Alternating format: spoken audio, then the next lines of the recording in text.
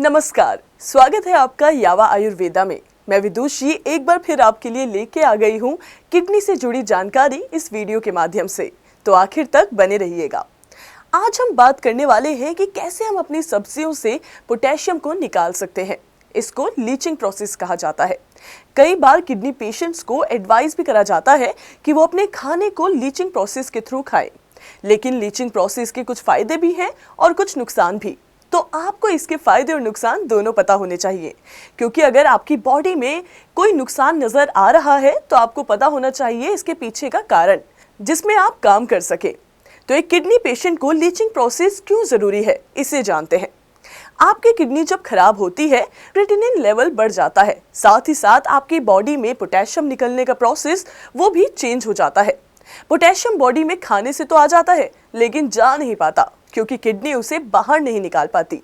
इसमें क्या होगा, पोटेशियम आपकी बॉडी में जमा होना शुरू हो जाएगा, जो आपको प्रॉब्लम करेगा, आपकी मांसपेशियों में थकावट पैदा करेगा, जिसकी वजह से आपके दिल को भी कई परेशानियां हो सकती हैं, क्योंकि दिल मांसपेशियों का बना होता है और मांसपेशियों की प्रॉब्लम की वजह से दिल धीमा चलना शुरू करेगा और हार्ट अटैक होने के चांसेस भी जो हैं वो बढ़ जाएंगे।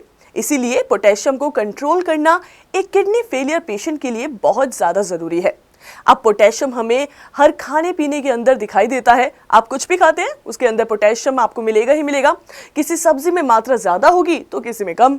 तो बहुत से किडनी पेशेंट्स क्या करते हैं, सारी सब्जियों को लीच करके यानी सब्जी को छील कर खाते हैं, या फिर पानी में भिगोकर भी कुछ समय बाद पानी से निकाल के उसे कुक करके खाते हैं। इसमें क्या होता है, सब्जियों का पोटेशियम निकल तो जाता है, लेकिन परेशानी कहाँ आती है, जिस टाइम पोटेशियम लीच आउट हो रहा है उसके साथ साथ विटामिन मिनरल जो सब्जी के अंदर थे, हमारी बॉडी को चाहिए थे, वो भी पोटेशियम के साथ निकल जाते हैं। तो इस लीच आउट प्रोसेस से बॉडी में पोटेशियम के लेवल तो मेंटेन रहेंगे, लेकिन बाकी सारी चीज़ों की डेफिशिएंसी हमें देखने को मिलेगी। तो इसमें 1-2 महीने तो ठीक चलता है, आपकी बॉडी में थकावट नहीं होगी, लेकिन तीसरे महीने से बहुत ज़्यादा वीकनेस हमें किडनी पेशेंट में देखने को मिलती है। उनमें बहुत ज़्यादा थकावट हो जाती है। अब ऐसे कॉसेस के अंदर डॉक्टर को समझना टफ पड़ जाता है कि वो कितनी मल्टीविटामिन्स आपको दे, क्योंकि बॉडी को चलाने के लिए खाना तो आपको खाना ही होगा, और अगर आपके खाने में ही ताकत कम हो तो आपके लिए प्रॉब्लम्स है, और वो और भी बढ़ जाती है। खून नहीं बनता है, विटामिन सी, विटामिन बी की डेफिशिएंसी, सारी डेफिशिएंसी बॉडी के अंदर दिखना शुरू हो जाती है। डरिए नहीं, इन सब चीज़ों को आप लोग कैसे टैकल करेंगे इस बारे में बात करते हैं।